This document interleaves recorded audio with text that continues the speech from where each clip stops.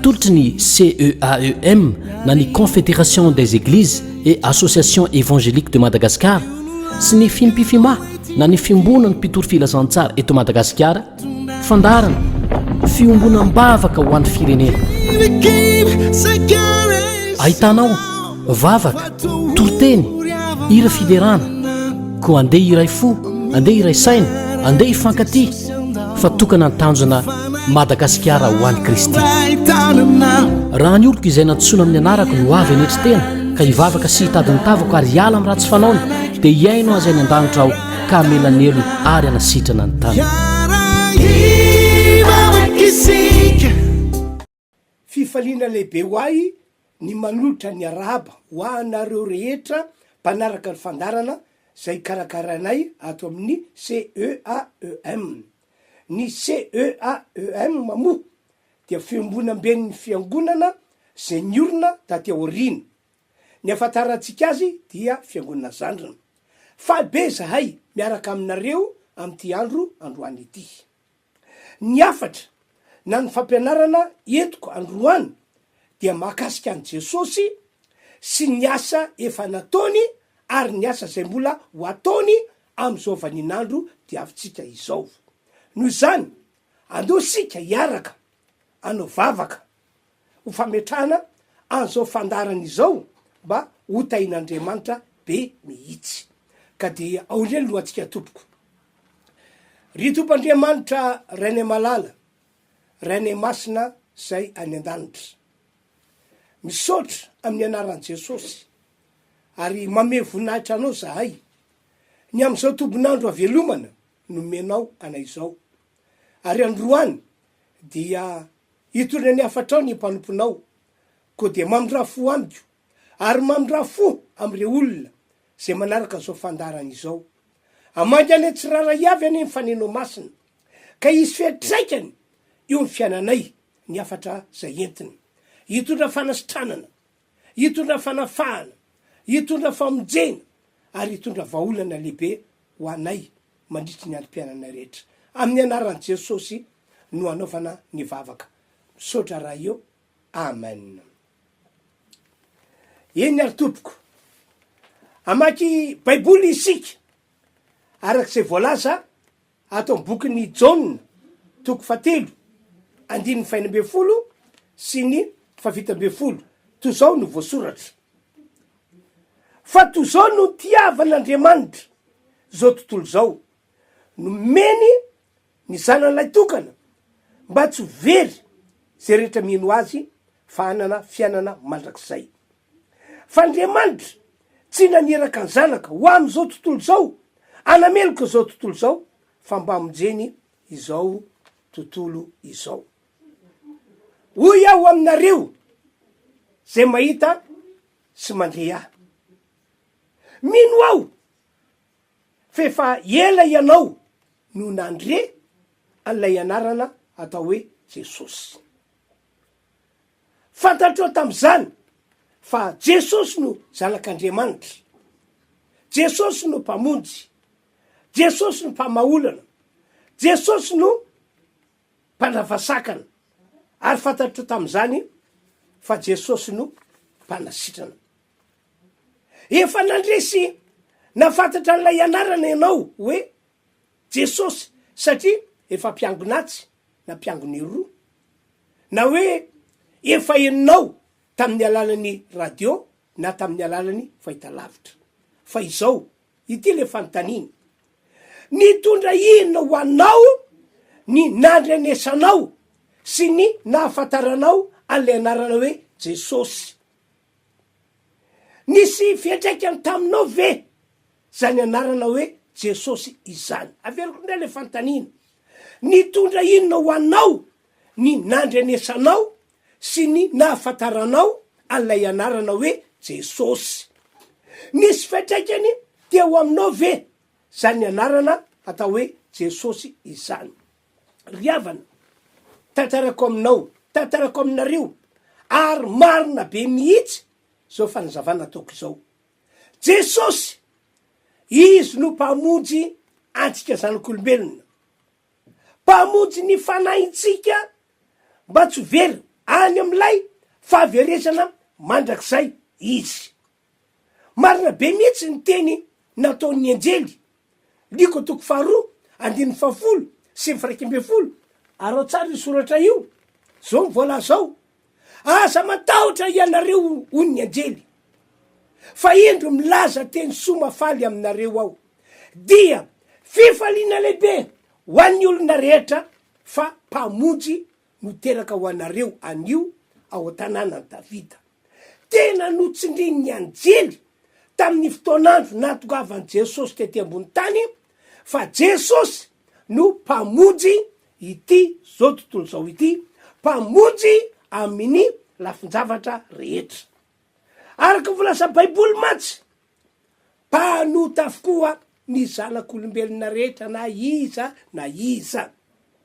Efa nanao tsy fanao teo latren'Andriamanitra avokoa ny zanak'olombelona rehetra na iza na iza. Ahoana ho baiboly Romanina toko fahatelo andininy telo amby roapolo mazava be ny voasoratra fa samy efa nanota izy rehetra, fa samy efa nanota teo latren'Andriamanitra izy rehetra, ka tsy misy manana voninahitr'Andriamanitra, tsy misy afaka mitafy ny voninahitr'Andriamanitra intsony. Ary any ampitoroteny toko fafito andiny faharoapolo dia milaza an'ilay ny baiboly fa tsy misy olo marina hita ambony tany zay mona tsara ka tsy manota. Zany hoe na de reo olona zay marina mahitsy tsara fifandraisana ampiaramonina azy, mahazo dera manokana ampiaramonina, na de reny olondreny azy, eo latren'Andriamanitra de mpanota foana no ilazan'Andriamanitra azy. Aoko fatatsika rehetra nefa fa tsy vita ho azy fotsiny am'izao ny fahotana nataotsika zanak'olombelona sy ireo zavatra ratsy efa vitatsika. Tsy vita ho azy fotsiny am'izao zany. Misy matsikara zany olona ohatra ny heveriny hoe mandeha ho azy ny fiainana, mandeha ho azy reny zavatra nataony reny. Aoko fatatsika fa misy Andriamanitra, misy Andriamanitra zay manara-maso ny fiainatsika zanak'olombelona andro alina, andro alina, ary manana bokiny manokana Andriamanitra ho firaketana tsoratra ny zavatra rehetra nataotsika na tsara na ratsy. Ary zay matoka am'teny hoe tsy vita ho azy fotsiny am'izao ny fahotana nataotsika na ny zavatra ratsy efa vitatsika. Andraisana valiny avokoa izany rehetrarehetra izany. Eto ambony ty tany ity zao, eto Madagasikara, raha nanao fahatosoana ianao, raha nandika lalàna ianao, ohatra nanolana zaza tsamtaona ianao, dia enjen'ny tribonaly ianao ary miandranao ny fonjana. Mitovy am'izany ihany ko eo anatren'Andriamanitra le nahary azao rehetra izao, le nahary atsika zanak'olombelona. Zay matoka am'teny hoe tsy vita ho azy fotsiny am'izao ny fahotana nataotsika na ny zavatra ratsy efa vitatsika, fa andraisana valiny avokoa reny rehetrarehetra reny. Araka volaza baiboly, miandry ny olombelona mpanota ny fitsaran'Andriamanitra sy ny fahaverezana mandrakizay. Miandry ny olombelona mpanota ho iao ny fitsaran'Andriamanitra sy ny fahaverezana mandrakizay. Zao voalaza ao am bokin'ny Apokalipsy toko faraika amby roapolo andimy fahavalo, ary ao tsara voasoratra io, hoy ny baiboly fa niosa, ny tsy mino, ny vetaveta, ny mpijagajaga, ny mpanompisampy, ny mpanody ratsy ary ny mpandainga rehetra dia anana ny anjara toerana any amin'ny fariafo sy solofara, zay le antsoina hoe fahafatesana faharoa. Efa nomanin'Andriamanitra ho an'ny olombelona mpanota aoriana fitsaran'Andriamanitra zay fahaverezana mandrakizay. Fahaverezana misy fahoriana tsy manam-pahataperana, tsy anganogano zany na onono zany, fa zany ny lazain'ny baiboly, ary marina zay lazain'ny baiboly ry havana malala. Saotra n'Andriamanitra ny fisika, de lay Andriamanitra nahary an'izao rehetra zao, lay Andriamanitra anarantsika zanak'olombelona tena misaotra azy isika, marina fa mpanota isika, marina fa tsy maintsy ho tsarain'Andriamanitra isika, marina fa efa nanomana ny fitsarana sy ny fahaverezana mandrakizay ho an'ny olombelona mpanota Andriamanitra. Marina daholo zany rehetrarehetra zany. Marina le voalazain'ny Apokalipsy 1:29 fa saingy zao ny vaovao mafaly ry havana malala. Tsy tian'Andriamanitra hifarana am'izany fitsaran'Andriamanitra sy ny fahaverezana mandrakizay zany ny fiainanao, ny fiainatsika zanak'olombelona. Na de efa nanota teo n'Andriamanitra tokoa aza ianao. Tianao ny tomp'Andriamanitra ry havana. Tiantsika zanak'olombelona izy. Marina zany tena tianao tomp'Andriamanitra, tiantsika zanak'olombelona izy. Za manokana moa de tena misaotra sy mankasitraka azy ny fitiavana zay efa naseho ny tena hoe na ny fitiavana mihitsy io tomp'Andriamanitra io. Ary zay mahatonga manambara aminareo hoe tianareo ihany koa tomp'Andriamanitra, na de efa nanota teo natreandriamanitra azy ianareo. Noho zany, no ny hery fitiavan'Andriamanitra dia nomen'Andriamanitra lay Andriamanitra tsy to ny zanany lay tokana. Jesosy no anaran'io zanany lay tokana io. Ary nomeny mba amonjy ny fanatsika zanak'olombelona, mba tsy very arak'ilay voalasin'ny Apokalipsy 1:29 fa kosa mba anana ny fiainana mandrakizay.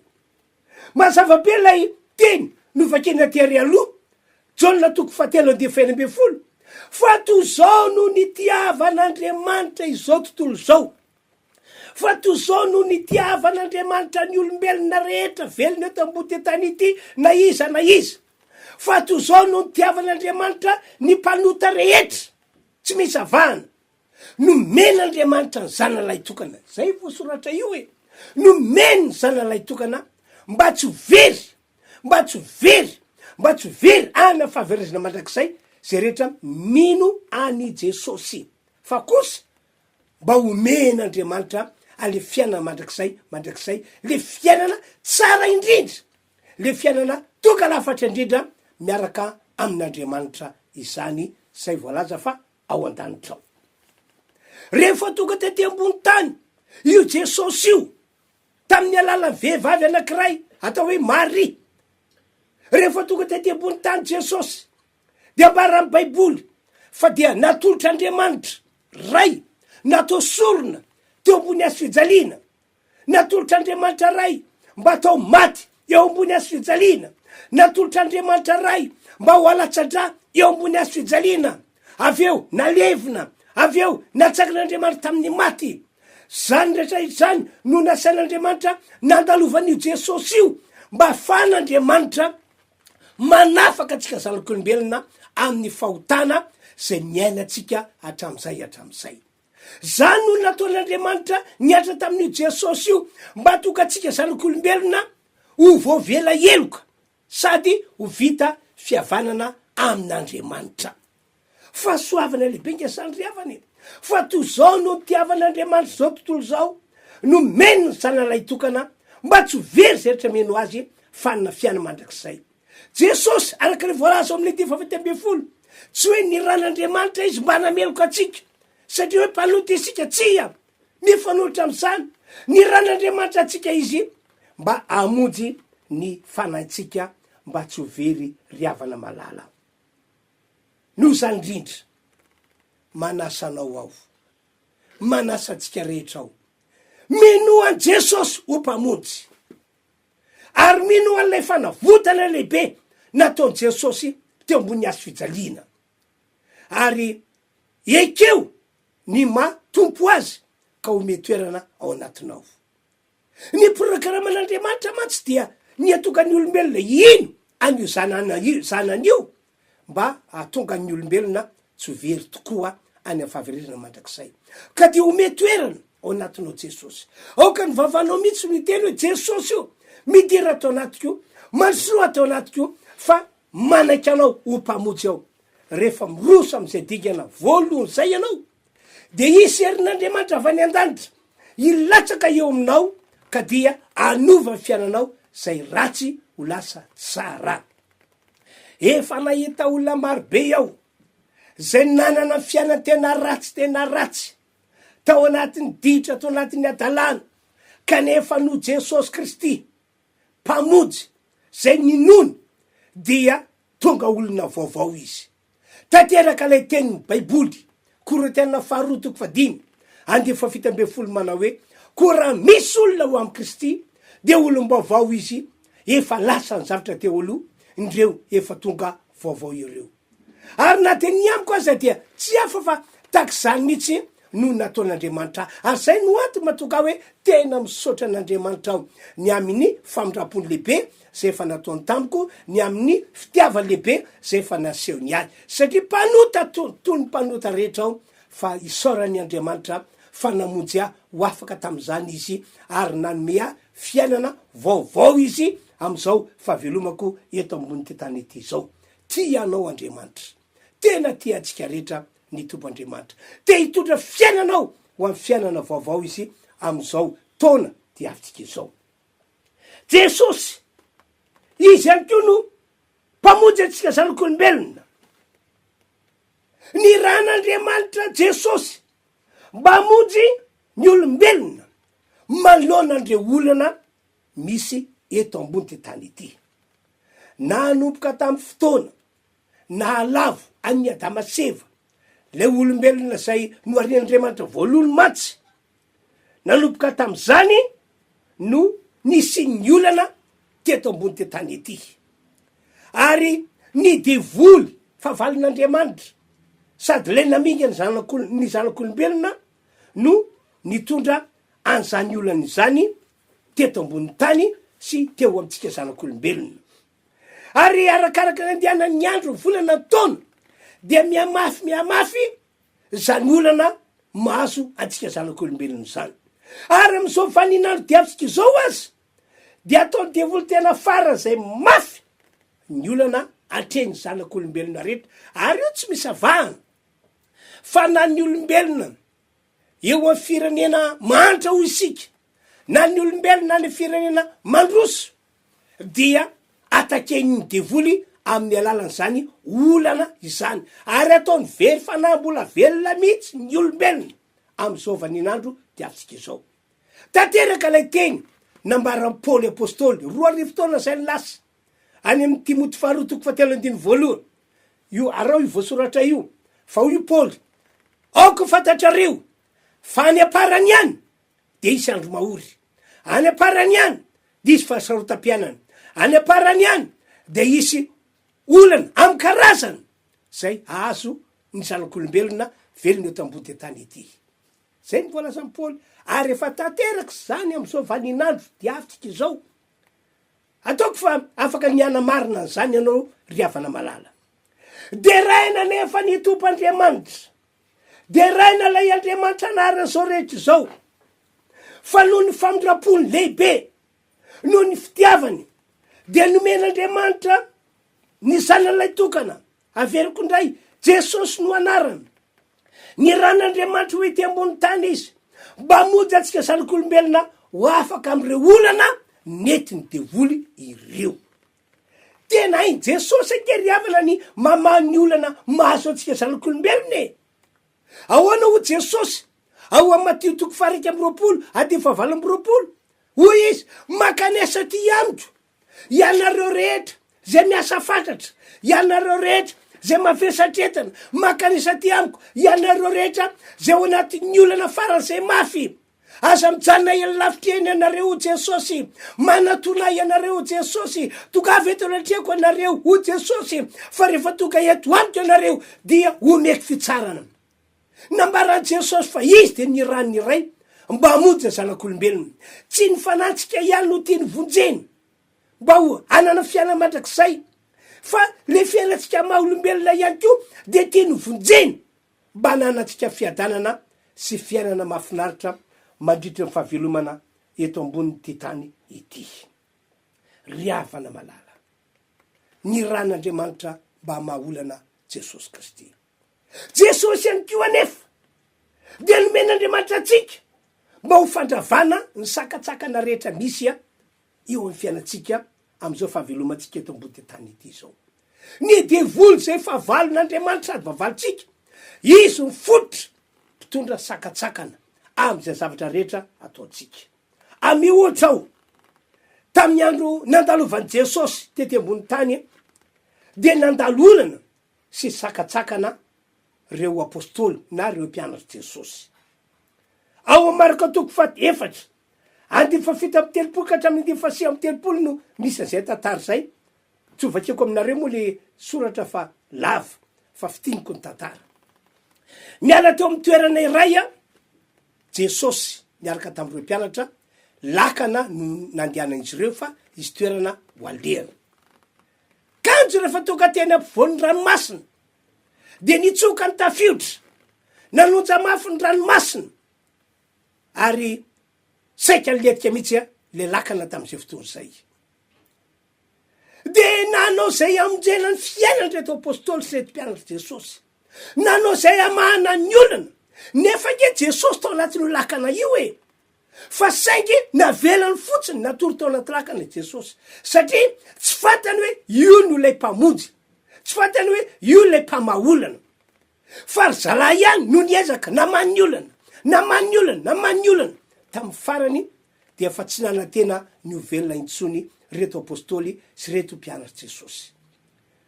Ao anaty fonteny a, aoka fantatsika fa misy fotoana mandalo olantsika, ary ny fihefarantsika de resy latsaka ao anatin'ny famozapo, satria tsy voavantsika le olana.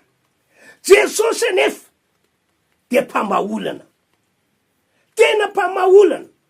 Ai Jesosy ny mamany olana, ai Jesosy ny mandrava ny sakana rehetra misy eo amitsika zanak'olombelona, tena ai zany.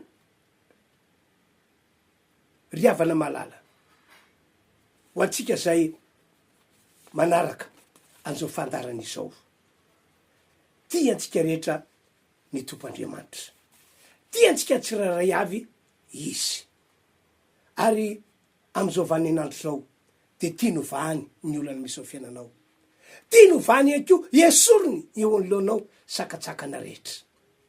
Na niarana sakatsakana reo apôstôly mba tsy tokany mitany aviny, fa rehefa nifoazin'reto apôstôly foazin'reto apôstôly Jesosy de nitsangana.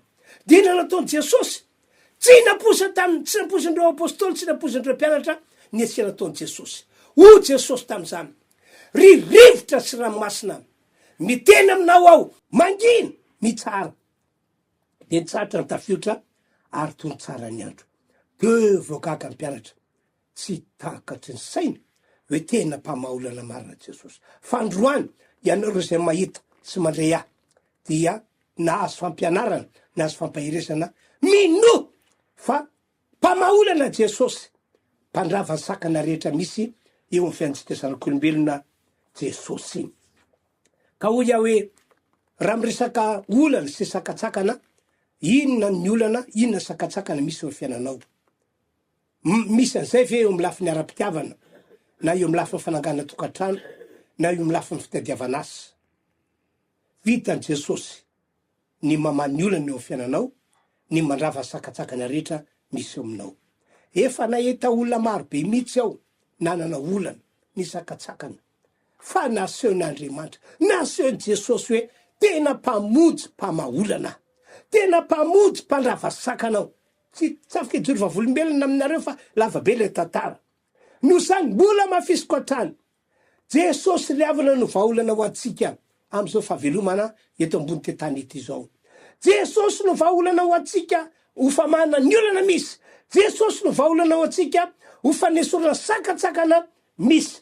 No zany miverena amin'Andriamanitra ianao, aoka hitodika amin'Andriamanitra ianao, minoany Jesosy ianao, resy Jesosy hitoetra ao anatinao. Ataovy tahaka ilay zanaka dala mihitsy ianao, tantarain'ny baiboly fa fony ilay zanaka dala niala tao anatrehan'ny rainy, fa satria nihevitra izy fa mamelona fiainana, mahay mitondra ny fiainana, de indrisy nampalahelo ny fiafaran'ny fiainana. Satria voalaza amin'ny baiboly fa sakafo fihenankosoa no lasa fihinany tateorina. So ihany fa tonga saina izy, ary tam'izany no nanam-panevitra hoe andeverina any amin'ny raiko ao. Satria fantatro fa ao amin'ny raiko ihany no misy fiadanana, no misy fitsarana. Satria ireo mpiasa ao amin'ny raiko zao de tena ao anaty fiadanana, ao anaty fitsarana. Enina de ireo mpanompon'ny raiko azy de ao anaty fiadanana, ao anaty fitsarana. Zao ty ao anatin'ny fahoriana faran'izay mafy. Andeha ivitodika any amin'ny raiko ao, andeverina any amin'ny raiko ao. Fa raha mandray ao zanany izy de isaorana ny Andriamanitra. Fa raha tsy mandray izy de iangavy amin'ny raiko ao hoe ataovy isan'ny mpanomponao ao. Satria fantany hoy ao fa na de ny mpanompo azy de mbola itoerana fiadanana sy ny fahasambarana ao amin'ny toerana misy ny rainy de niverina izy. Saorany Andriamanitra faraka volasan'ny Baiboly tsy nandahazy ny rainy fa nanatsotra ny tanany de nandray azy de soa mihitsy ny tenin'ny rainy. Ity zanako ity efa very nefa eta indray, ity zanako ity efa maty nefa velona indray. Tsy efa fatak'izany no ho asehoan'Andriamanitra aminao amintsika. Raha ohatra ka hitoetra ho lavitra an'Andriamanitra isika de anana olana, anana fahaseranana, ary ho tapidalaka le ihany ianao eto ambony tetany ety. Amofo ihany anao eto ambony tetany ety. Fa raha ohatra ka hitodika amin'Andriamanitra le nahary zao rehetra zao ianao, hitodika amin'i Jesosy Kristy le nomeny Andriamanitra antsika hoe mpamonjy ny fanahintsika, mpamonjy antsika mba ho afaka amin'ny olana, mpamonjy antsika ho afaka amin'ny resakatsakana, de amindra fo aminao Andriamanitra. Satria efa ela Andriamanitra no manatsotra ny tanany hoe avia manatonay ianareo, avia hoe ho atanako ianareo, fa ho raisiko atanana ary ho raisiko adidy ny fiainanareo rehetra. Zay ny afatra netiko anareo androany, fa ivavako anareo ao.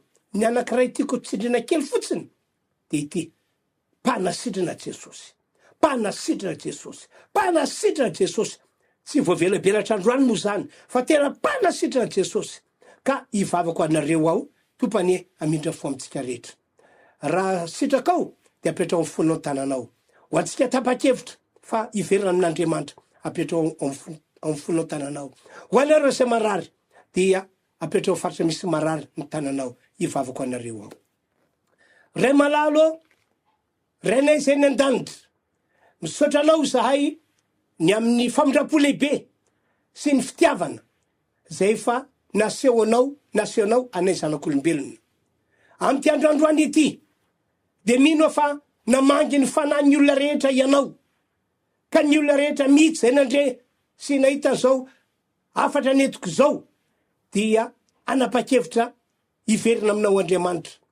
Anaika Jesosy ho mpamonjy ny fanahiny, ho mpamonjy azy ho afaka amin'ny olana, ho mpamonjy azy ho afaka amin'ny resakatsakana, ary manaika Jesosy ho mpamonjy azy ho afaka amin'ny aretina.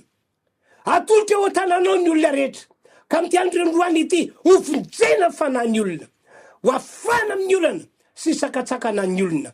Amin'ny anaran'i Jesosy sitrana ny olona rehetra marary. Sotra raiky malala, omenanao dera sy ny ajary voninahitra mandrakizay.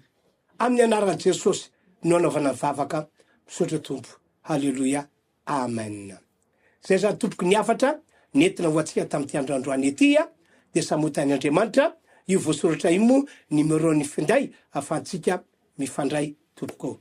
Raso indrindra veloma amanaraka andray tompoko. Narahinao teo ny fandarana niarahana tamin'ny CEAEM na ny Confédération des Églises et Associations Évangéliques de Madagascar sy ny fimpifima na ny fiombona ny mpitoro filazantsara eto Madagasikara, fandarana fiombonam-bavaka ho an'ny firenena. Ahitanao vavaka, toroteny, hira fiderana, koa andeha iray fo, andeha iray saina, andeha ifankaty, fa tokana ny tanjona Madagasikara ho an'ny Kristy. Raha ny oloko izay nantsona amin'ny anarako no avy anetry tena ka hivavaka sy hitadiny tavako ary hiala amin'ny ratsy fanaony dia hiainao azay ny an-danitra aho ka melanelo ary anasitrana ny tany.